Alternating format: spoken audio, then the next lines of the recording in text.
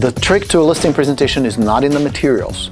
If you get the presentation plus, yeah, you're going to get the fancy slideshow and all that. But that's not why people list with you. It's not like they're going to go, holy shit, those are nice slides, where do we sign?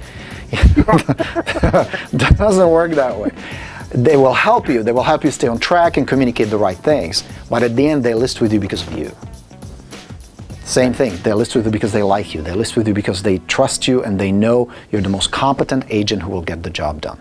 That's the bottom line. And that's what the Presentation Plus will do. And I will show you in the program where you watch these videos and you go through it and you set it up, how to do that quickly. Your presentation must be within 28 minutes tops. If you go long, if you talk too much, or if you talk about the wrong stuff, you're going to push them away. There's going to be another agent who's going to snag that listing. And that's what hurts a lot, is you work your ass off, you prospect, you follow up, you get the appointment, and you fuck it up on the listing appointment. It always hurts, you know, because it's such a wasted effort. My whole point is price them right from the beginning. That's the best service you can do for your clients, because that will cause it to sell. So then when you're sitting there on the listing appointment, you guys are ready to, they're going to list with you, everything's grand, and then boom, we're ready to talk about price. Yeah. And you suggest the price and they fight you on it. What's the best approach to, I mean, if they refuse to really budge on it, I mean, wouldn't it be best just to walk away? I mean, sometimes that's the best thing. If the seller is really stubborn and you have a, here's the problem. Agents try to fix the pricing clash or conflict that happens during the presentation while it happens. What they don't realize is the problem was somewhere at the beginning, where you're not positioned as an expert and authority and you don't have the confidence and control at the beginning. It's a process. By the time you get to the pricing, that should never be an issue. And if it's an issue, you, again, screwed something up at the beginning. But if it does happen, there are two things that I teach you during the Presentation Plus. First is called the emotional decoupling. And the basic premise is sellers don't make rational decisions. They're not logical human beings. They think they are, they think they're smart, they think they make logical decisions. They don't. They're fueled by emotions. Otherwise, if you present a logical CMA with a logical conclusion, what the logical price should be, they should just go, okay, where do we sign, right? But that never happens. Hardly ever. It's an emotional decision.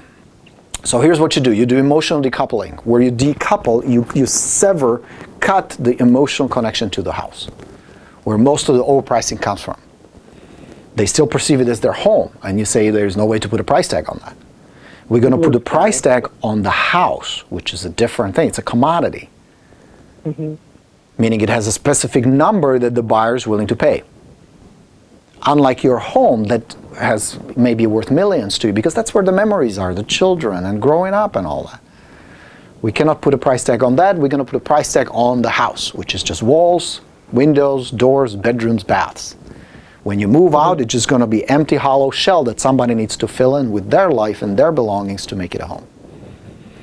So that's step one. And step two is you explain to them that neither you as the agent nor they as the seller have control over price.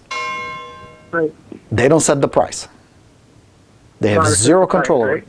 It's the buyer and the bank. That's it. That's it. So as much as you want to get them as much as possible, which you obviously do, and as much as they want to get as much as possible, the number is set by the buyer and by the bank. The only decision they have to make is that enough to get us to our new home in Florida or Colorado or California, wherever they're going to go. That's the only decision they make. Do we take it or do we stay here? Now, the trick to that is you must be confident and expert enough to know the number. Because if you're hesitant, they're going to pick up on your insecurity and they're going to exploit it, and you're screwed. So you must come in very confidently saying your property will sell between $250,000 and $255,000. It's going to take us about 60 days to secure a great buyer, and it's going to take another 40 days to get the transactions closed. Notice there is no ambiguity, there is no hesitation. I am the expert. If an appraiser can determine a price, and that's a guy who makes about $200 to $300 in appraisal, you as an agent making thousands of dollars need to know the same thing. You have to have the same skill and same abilities. Some of it is skill, some of it is experience, and some of it is you go out and you know the market well enough to intelligently present it to the seller. That's the secret to a good presentation. And yes, if they're completely stubborn, you ask them, well, you know, the choice you have to really make right now is we don't control the price. The price is what the price is. They may question your expertise, but that's, again, your problem somewhere at the beginning. Gotcha. And then you move on. And if you have to, you walk away. Because I don't believe having an overpriced listing is a good idea. Because it hurts the seller. I've done it.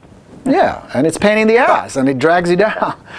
And then at the end, the seller will always blame you. Oh, yeah. Even though they set the price, they think it's your fault that the property didn't sell. Here's the thing. Agents overprice properties because they operate from point of scarcity. There are not enough listings. I better take this sucker. I will work them down. I will reduce it and reduce it until I sell it and get paid. They're desperate. The sellers feel the desperation, and they exploit it because they feel like most agents cannot be trusted. So don't do that. Be an expert, high status expert, confident, go in, tell them the truth. Don't be attached to it. If you don't want to take it, don't take it. If you need help, shoot me an email, let me know. We're here for you. Okay? Okay. I appreciate it. All right. Nice talking with you. Anytime. Yeah, more than you know.